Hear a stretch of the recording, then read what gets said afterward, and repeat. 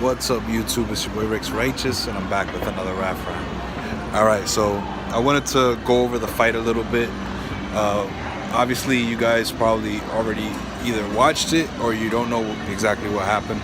I'm going to try to break it down to you as I walk through a casino. So, first of all, the first round wasn't that big of a deal. It was kind of like a feel out round. And to be honest with you, like, it looked like they just couldn't find a rhythm for each other, and Joshua kept kind of like going towards his stomach. I don't know why, because for me, and when it comes to boxing, that's not the first place you want to go to, but it seemed like he was doing it because he wanted space. So that's the way it led up to the second round. You could call that first round a draw, but basically it was like Joshua trying to find distance and Ruiz trying to get closer and closer. So as that was going on, it seems like Joshua gave his like best combination, put together his best stuff, and he finally dropped Ruiz in the first round. With all that happening, like the body punches, the head hunting and moving back and stuff, Joshua finally found it, and then right after that, boom, Ruiz popped up and returned the favor. So to me, I thought that was awesome. Like, I thought that was really cool, and his knockdown was way better. It was connected way better, and it just really hurt Joshua. And then the second knockdown happened in the second round again. That one was a little bit weaker, but Joshua still popped up, and I think it has to do with the fact that he's a big guy. He's hard to knock out. He's hard to really drop him and knock him out. So then a couple rounds go by, and he keeps getting knocked down. It's like a weird struggle or whatever. I'm sorry. They had this fake round, like a third round, where like there was no knockdowns. It was almost like the first round. So it was everybody was anticipating stuff, and nothing happened. And you could even tell that Joshua was trying to like keep up, and he's trying to put on a good show. Because remember, he still knocked down Ruiz too in the second round. So he even told Ruiz, he was like, I'm trying to catch my breath. And I was like, wow, a champion telling that to the challenger. That's not really, that's not normal. You champions always show like grit and determination, and trying to show that they're not embarrassed at all. But he kept keeping up. Ruiz was on his game. He was on his A game. And then, if I'm not mistaken, another knockdown happened in the next round, and then it was like more knockdowns. And after the seventh round, when the seventh round came, that's when the knockdown showed up again, and there was a dispute over, on if he wanted to continue boxing or if not, because the ref asked, do you want to continue boxing? But all while that's happening, the referee is backing him up into a corner. So Joshua's putting his hands on the ropes to rest and wait for a command. So Joshua's waiting for a command. Usually the referees tell you something. Put your hands near your eyes. Walk towards me or whatever. Just a command, And since he had been knocked down so much, it seems like the ref was like, I had enough. You can't fight anymore. But Joshua still looked like he could fight, but when he was fighting, he didn't look like he had a game plan. He kind of looked like he was surviving a little bit. He kept shaking his head towards the fans and towards his corner and stuff like that. And I thought that was really smart to show them, yo, I'm not done. I'm not hurt. I'm good. And I don't really think that Joshua was hurt. But at the same time, Ruiz did his thing, and he earned it 100%. There were some excuses being put on the zone by some different fighters because they were in the crowd, and they were speaking to some of the London fans, and they were saying, well, he's been up all night, signing autographs, and that's not far-fetched from the truth. Joshua's all about the fans. He loves his fans, and he's not from New York. That is a fact, right? It's a fact. So I'm just saying this in a redundant, a question that's done in a different way, because there are some Wilder fans that are kind of unhappy or kind of ha-haing Joshua. It's whatever. I think that this doesn't really change much. At the end of the day, Ruiz earned his titles. That's what the main thing should be about. But if we are going to talk about Joshua, the excuse of him not getting sleep, or he's sleep deprived, or he's tired, it does make sense. When I was watching the fight, he did look like kind of like sleepy or drowsy, or like not the first and second round, but like when he was getting up from the knockdown, it was like he couldn't catch his air or anything. He was like falling into the corner and stuff. So, if that's the case, whether he didn't sleep or not, he lost. You know what I'm saying? He lost. So there's no excuse there. You have to call a spade a spade. Ruiz did his thing. He has more amateur pedigree than a lot of heavyweights in the division right now, and he's an American fighter. He's one of the only Mexican heavyweights to ever do it.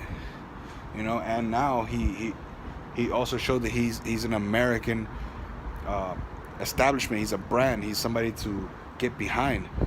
This is not something where we just dog Joshua.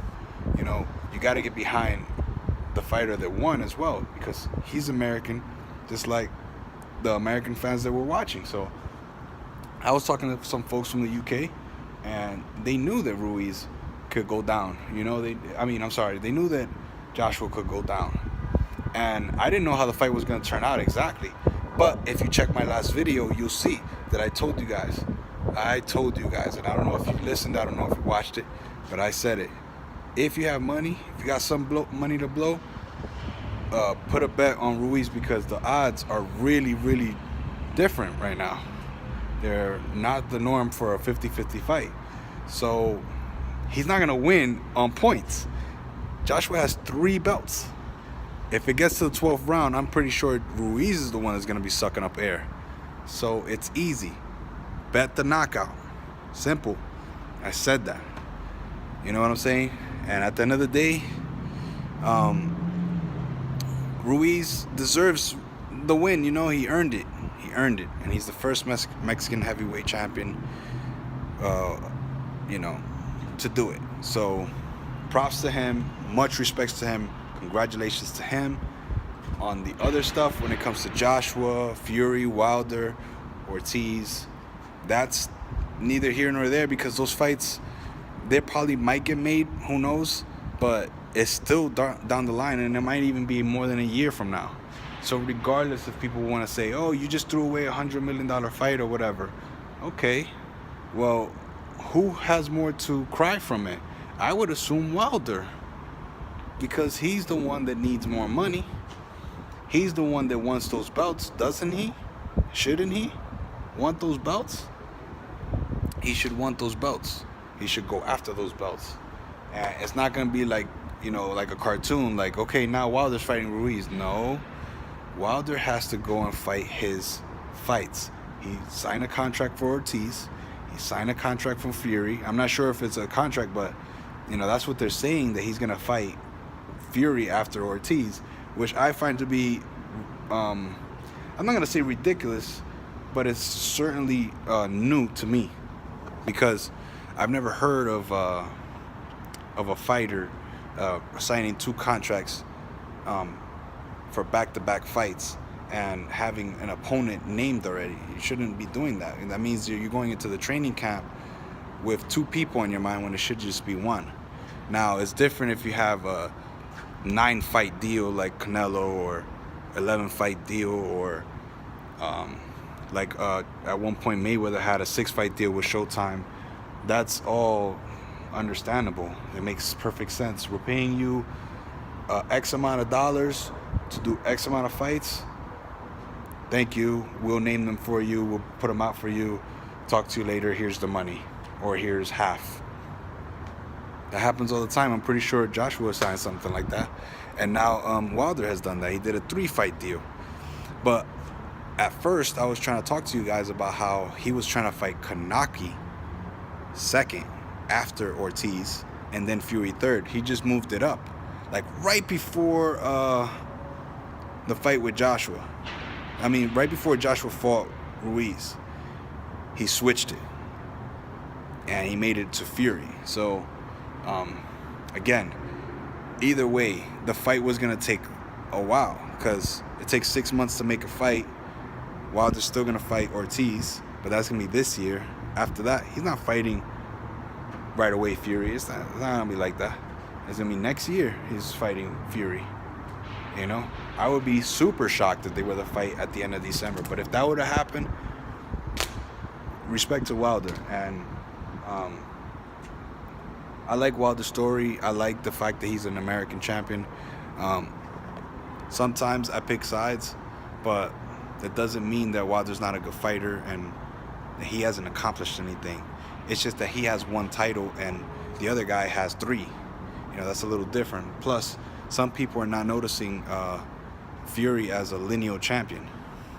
They're not recognizing him. They just see him as a fighter. So, to me, the division just became a mess, in my opinion, because I've never seen so many champions that are legit champions in the division, and now there's all these like clause where there's rematches, people calling each other out, and it's starting to get spread out now. So you got Fury with the lineal title, he's with ESPN. You got Wilder with Showtime, he has the WBC, and now you got Ruiz with 3 titles, but he's with the same company that Wilder's with, but he still has clause to Joshua because Joshua got a rematch with him in the contract.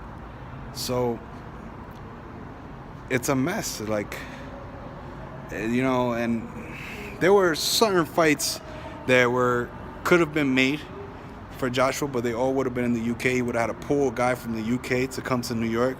That wouldn't have made sense, because why do you have 2 UK guys fighting in America? That makes no sense. So, you know, in a way, this does play out pretty well for Joshua. You know what I'm saying? And if he wants to continue fighting Americans or continue to have something for his fans to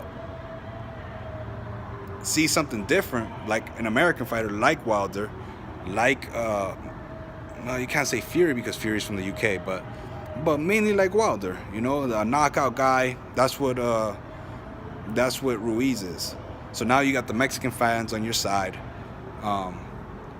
The talk is that Joshua's gonna try to get Ruiz to fight in the UK. That makes sense because they got the money, they got the bags, and Ruiz hasn't really fought on that level before. And when he did, it was all the way in Australia. So obviously he was chasing it. You know, he's from California. He's chasing that money. He goes wherever they need him to go. So it takes big cojones, as Ruiz put on his Instagram, to do what he did, to go to New York, fight a guy from the UK that's favored, that's on his platform. He's not on that platform. He's actually on the PBC platform, or he's with that team or whatever, which favors Showtime. And he did it with everything against him. All the chips were stacked up against him, completely stacked up against him. You know, if you check out the crowd, you know what the crowd was doing. You know that they were booing. I hope that nothing bad's happening over there. That shouldn't be going off. That's not common over here in Vegas. So I hope that they're saying for everybody to get the hell out the way. But anyway, all I wanted to point out was that it was a great fight. I was entertained. I think that the rematch is going to happen this year on DAZN. There were many quotes from fighters on the platform, on the DAZN platform, and they had a lot to say. Nobody said the same thing. Nobody. So it was very interesting. Very interesting. So you guys should definitely tune in. I'm probably going to try to keep DAZN for the Triple G fight, so stay tuned. Until next time, you guys already know, it's your boy Rex Righteous, and let's try to keep boxing alive. Hit me up. Let me know what you guys thought of the fight. Do you think if they were to rematch, would it be a close fight? Should the fight be in the UK? Does this change everything to you guys? Like I said, I think that this makes it more of a mess. I think it makes it more different. But it's still almost the same. It doesn't change much for Joshua. He's still going to make money. He's still going to make money, no problems. You know, like I've been telling folks in the chats and all that stuff, he could fight Bugs Bunny and still make 20 million. So it's not about that, you know. Joshua, he's a darling in the UK. You know, if I'm lying, UK fans tell me, you know, it's the truth. He's a darling there. You know, people love him. It's not like Fury. Fury is, you know, he has a past of, you know, being a little out there, saying conspiracy theories, weight gaining, playing mind games with Klitschko. He's elusive. He's, you know, very tricky fighter, talks a lot, knows his business, knows his history. He's like the Joker, you know, that's what he jokes like. That's when he used to be bad, you know, that's what he used to say, you know. So, you know, now it's different. You know, he's still playing head games, but you know, he's calmed down a little bit. But Joshua's different. He's a young lad, as they say. He's still a young guy. He doesn't have that ferociousness in him. He's not always vicious. But to be honest with you, you know, since he didn't show it, it made him look super bad to the people that are Wilder fans. So it made him look like he could not even compete with Wilder. But I want to know what's your take on it. His record was spotless, you know what I'm saying? Obviously, he's had some fights where he looked like he was gonna get knocked out and dropped. You know, this is typical. This happens. It's not every time, but you know, it happens for him. It's not weird that, you know, he's been dropped or whatever. But his fights have a lot of drama. Joshua is a really good boxer. I think he's a really good person from what I've seen, you know, and what I know. But other than that, Ruiz should be the lead. He should be the story. You know what I'm saying? He got all the belts now, and he's the first to do it in for his culture, his background, his raza. So I just want to say, que viva Mexico. To all the Mexican fans, que viva Mexico. You got one. He deserved it. He fought. He's a champion. He's a warrior. He's a beast. He's a savage. And he beat the giant, man. He beat the giant. He beat the odds. So that's facts and that's truth. I think he should be respected, and that's it, man. Just let it be. Let it rest. Until next time, guys. Peace out. You already know I'll be dropping some more bits pretty soon on the Triple G stuff and any upcoming stuff. So I might have some surprises for the summer, but stay tuned, man. Peace out.